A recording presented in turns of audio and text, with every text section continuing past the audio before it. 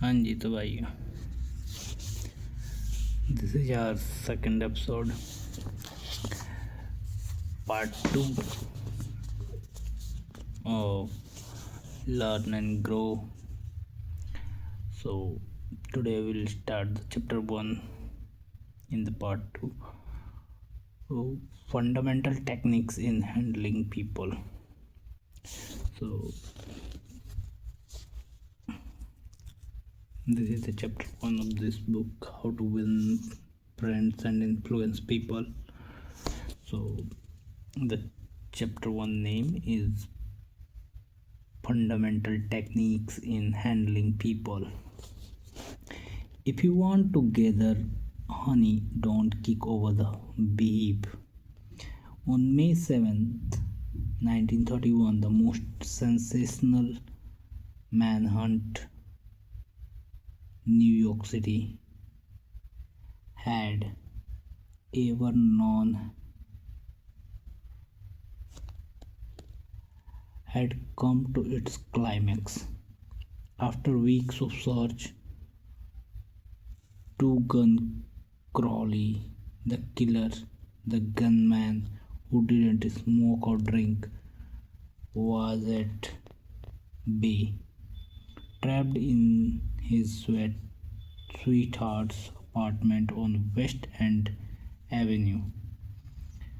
150 policemen had and detectives laid siege to his top floor hideaway. The, they chopped holes in the roof. They tried to smoke out Crowley, the cop killer, with tear gas. Then they mounted their machine guns on surrounding buildings, and for more than an hour, one of New York's fine residential area reverberated with the crack behind an overstuffed chair.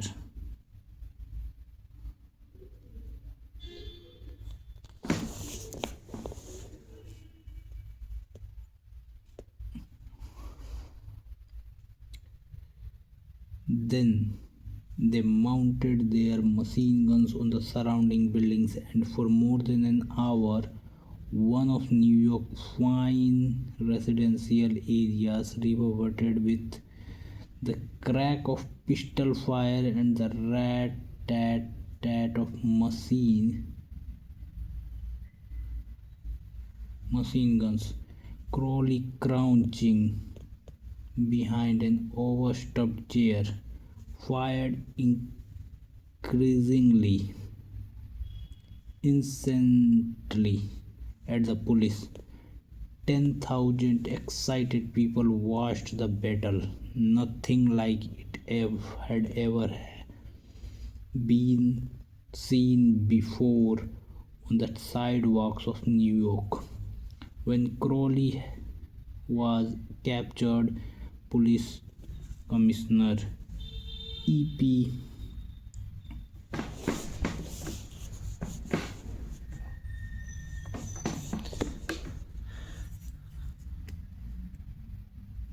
Just a second.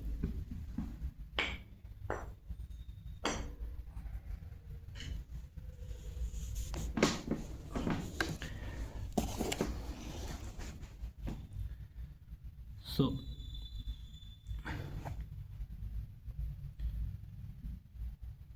when Crowley was captured, Police Commissioner E.P. Mulroney declared that the two gunmen, Desperado, one of the most dangerous criminals of ever encountered in the history of New York. He will kill, said the commissioner at the drop of feather. But how did two gun Crowley regard himself? We know because while the other police were firing on his apartment, he wrote a letter addressed to whom it may concern, and as he wrote, the blood flowing from his wounds left a crimson trail on the paper. In his letter, Crowley said, "Under my coat is a very hot but a kind one, one that would nobody any harm, that would do nobody any harm." A short time before this, Crowley had been having a necking party with his girlfriend on a country road out on Long Island. Suddenly, a policeman walked up to the car and said, "Let me see your license." Without saying a word, Crowley drew his gun and cut the policeman down with a shower of lead. As the dying officer fell, Crowley leaped out of the car, grabbed the officer's revolver, and fired another bullet into the prostrate body. And that was the killer who said, "Under my coat is a very hard but a kind one, one that would do nobody any harm." Crowley was sentenced to the electric chair when he arrived at the death house in Sing Sing. Did he say, "This is what I get for killing people"? No, he said, "This is what I get for defending myself." The point of the story is this two gun. Crowley didn't blame himself for anything. Is that an unusual attitude among criminals? If you think so, listen to this. I have spent the best years of my life giving people the lighter pleasures, helping them have a good time, and all I get is abuse, the existence of a hunted man. That's AI Capone speaking. Yes, America's most notorious public enemy,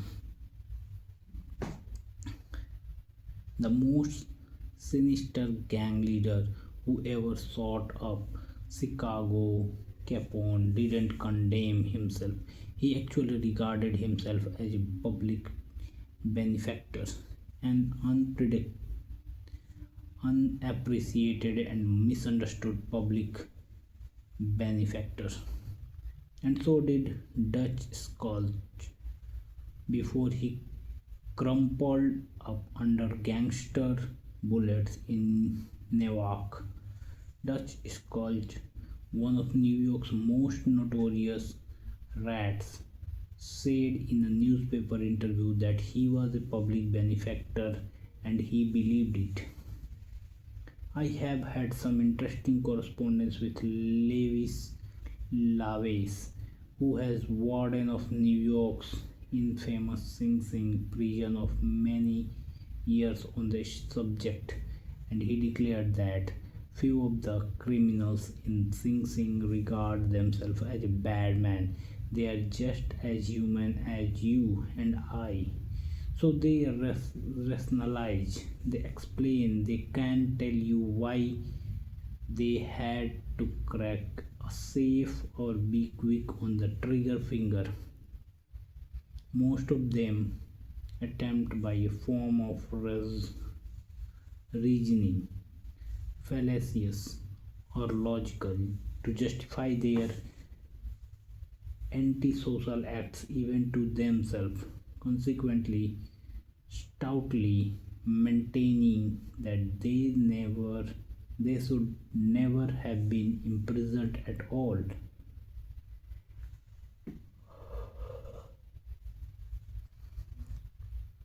If AI Capone, Two Gun Crowley, Dutch Skulls, and the desperate men and women behind prison wall don't blame themselves for anything, what about the people with whom you and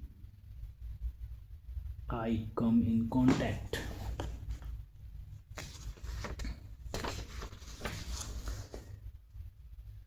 John Wanamaker, founder of the stores that bear his name, once confessed, I learned 30 years ago that it is foolish to scold. I enough trouble overcoming my own limitations without fretting over the fact that God has not seen fit to distribute evenly the gift of intelligence. Wanamaker learned this lesson early, but I personally had to blunder through this old world for a third of a century before it even began to dawn upon me that 99 times out of 100 people don't criticize themselves for anything, no matter how wrong it may be. Criticism is futile because it puts a person on the defensive and usually makes him strive to justify himself. Criticism is dangerous because it wounds a person's precious pride, hurts his sense of importance, and arouses resentment. B.F. Skinner, the world famous psychologist, proved through his experiments that an animal rewarded for good behavior will learn much more rapidly and retain what it learns far more effectively than an animal punished for bad behavior. Later studies have shown that the same applies to humans. By criticizing, we do not make lasting changes and often incur resentment. Hence, Sally, another great psychologist, said, as much as we thirst for approval, we dread condemnation. The resentment that criticism engenders can demoralize employees, family members, and friends, and still not correct the situation that has been condemned. George B. Johnson of Enid, Oklahoma, is the safety coordinator for an engineering company. One of his responsibilities is to see that employees wear their hard hats whenever they are on the job in the field. He reported that whenever he came across workers who were not wearing hard hats, he would tell them with a lot of authority of the regulation and that they must comply. As a result, he would get sullen acceptance, and often after he left, the workers would remove the hats. He decided to try a different approach. Next time he found some of workers not wearing their hard hat, he asked if the hats were uncomfortable or did not fit properly. Then he reminded the men in a pleasant tone of voice that the hat has designed to protect them from injury and suggested that it is always to be worn on the job. The result was increased compliance with the regulation with no resentment or emotional upset. You will find examples of futility of criticism bristling on 1,000 pages of history. Take, for example, the famous quarrel between Theodore Roosevelt and President Taft, a quarrel that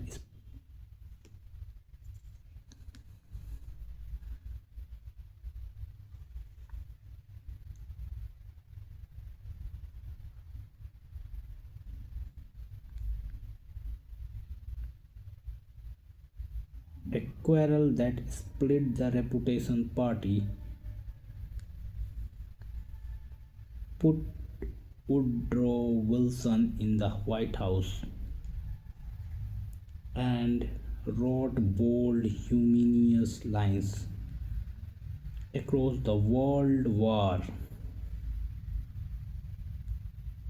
and altered The flow of history. Let's review the fact quickly. When Theodore Roosevelt stepped out of the White House in 1908 and he supported Trent, who was elected president then. Theodore.